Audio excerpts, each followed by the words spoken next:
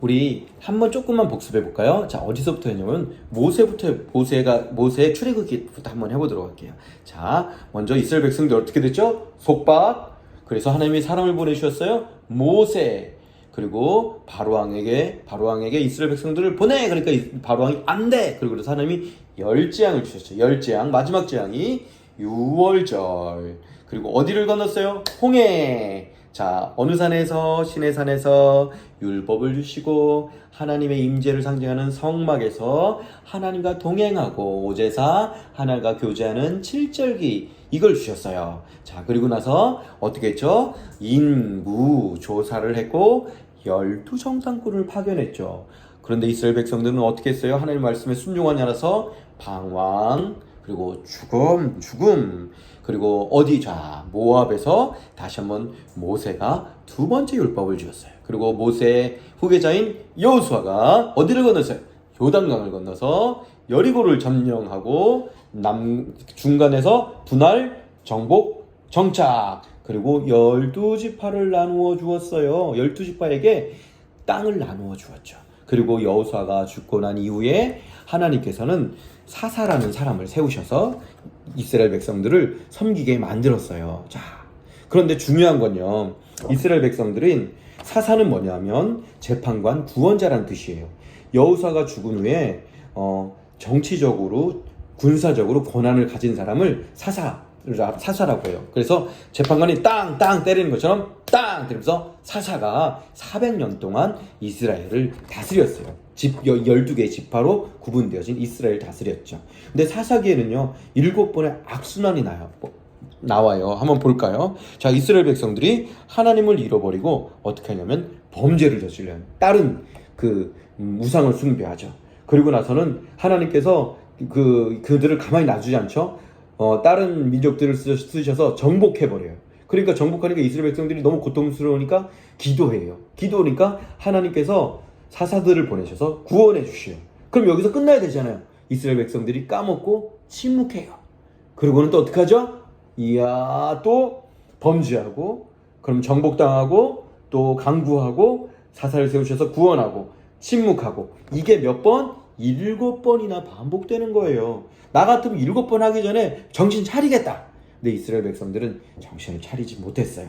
자, 12명의 사사가 있어요. 그 중에서 성경은 9명은 간략하게 하고 3명은 자세히 기록하고 있는데, 실제 사사 수는 13명이지만 아비멜렉이라는 사사는 평안의 시대가 아니었기 때문에 보통 사사에서 제열시켜서 우린 12명의 사사를 말해요. 그 중에 우리는 3명의 주요 사사를 이야기해 볼 거예요. 첫 번째, 유일한 여자 사사인 드보라. 옛날에는요, 여자와 어린아이들은 아예 인구 조사할 때 대수하지도 않았어요. 그런데 드보라를 세우셨다는 건 하나님께서는 남녀노소를 따지지 않고 쓰신다라는 걸 얘기해요. 자, 드보라는 12명의 사사 중에 다시 한번 말하지만 유일한 여자 사사였어요.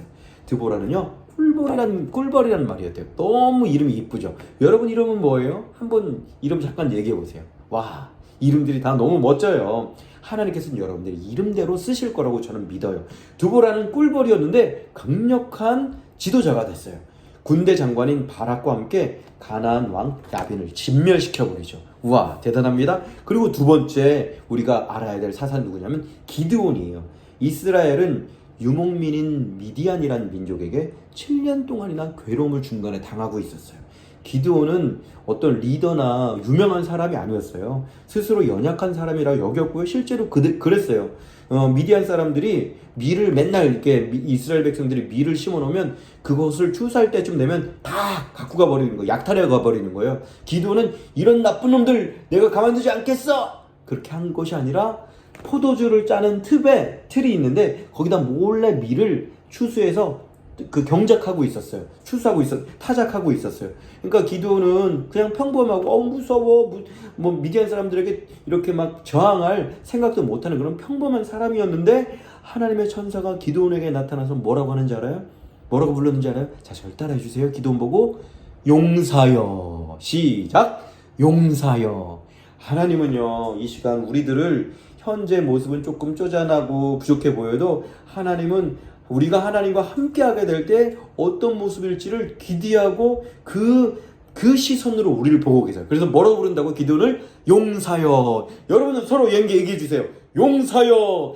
용사 이러면 안 되지. 그게 용사여. 오케이, 좋습니다. 그러고는 기도를 용사여라고 부르는데, 기도원이 하나님이 용사여 불러준다고 해서 처음부터 용사가 됐던 건 아니에요. 하나님이 기도는 너무 소심하기 때문에, 하나님, 제가 하나님의 부르심을 받았는지 안 받았는지 제가 좀 이렇게 확인을 해봐야 될 것 같아요. 죄송하지만 제가 양털 뭉치가 있는데 처음엔요 요 양털을요 밤에 바닥에 놔두면 양털만 적게 해주세요. 그러니까 하나님이 양털만 적고 다른 데 하나도 안 적게 한 거예요. 우와, 여러분 이 정도 되면은 여러분 하나님이 계시다는 걸 믿을까 안 믿을 거예요? 그런데 기도는 안 믿었어요. 하나님 정말 죄송한데요, 요번에는요 제가 알긴 알겠는데 제가 조금 믿음이 부족해요. 자, 요번에는요 제가 밤중에 양털을 놔둘 테니까 이번엔 양털만 안 적고 다른 데는 다 적게 해주세요. 양털만 마르게 해주세요. 저 같으면 안 들어줬어요. 그런데 하나님은 너무 우리를 아끼시고 우리의 연약함을 아시는 분이시라 오케이 해봐. 양털 놔뒀어요. 기도니 다음날 어떻게 됐을까요? 맞아요, 양털만 마르고 다 풀들이 이슬로 젖어 있었던 거예요. 그래서 드디어 기도는 300명의 용사를 뽑아서 나팔과 항아리와 횃불로, 칼과 창이 아니라, 자, 중요한 건 성경을 읽어보면 돼요. 결국엔 이스라엘 백성들이 여리고를 점령할 때도 그냥 돌기만 하고 불기만 했잖아요. 똑같아요. 기드온이 미디안 사람들을 몇만 명이나 되는 셀 수 없는 그런 사람들을 300명의 사람으로 이렇게 이길 수 있었던 건 나팔과 항아리와 횃불로. 궁금하면 성경 보세요. 자, 그리고 나서 마지막 삼손. 우리가 삼손은 얘기 들어봤을 거예요. 태어나기 전에 구별된 삶을 살도록 하는 나시린으로, 구별된 사람으로 삼손의 엄마 아빠가 삼손을 그렇게 구별해서 미리 하나님께 바쳤대요. 나시린의 금기사항이 3개가 있었는데, 첫 번째는 포도주와 같은 독한 술을 먹으면 안 돼요. 둘째는 머리에 삭도를 대면 안 돼. 그러니까 계속 기르라는 얘기야. 세 번째는 시체, 이렇게 부정한 걸 만지면 안 돼요. 그리고 삼손의 뜻은 작은 태양이라는 뜻이었대요. 우와, 너무 멋지지 않아요? 그런데 삼손은요 자기에게 주어진 엄청난 힘이 세가지고 이런 당나귀 뼈로 막 사자도 죽이고 블레셋 사람도 수백 명도 죽여버리고 그랬어요.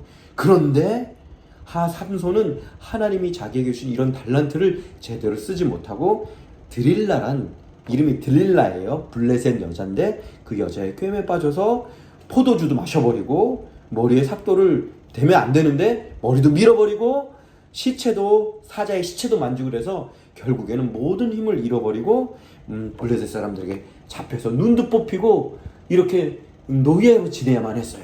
그렇지만 삼손이 마지막엔 주여 내게 힘을 주소서 하곤 머리털이 점점 길어진 걸 블레셋 사람들이 몰라서 머리털이 길러진 상태에서 마지막 하나님의 주님으로 다곤 신전, 블레셋 사람들이 섬기던 다곤 신전에서 신전 자체를 뽑아버리고 다 블레셋 사람들을 죽여버렸대요. 성경이 말하는 건 뭐냐면 삼손이 평소에 물리쳤던 블레셋 사람들보다 삼손이 죽으면서 같이 물리친 블레셋 사람들이 더 많다라고 얘기했어요.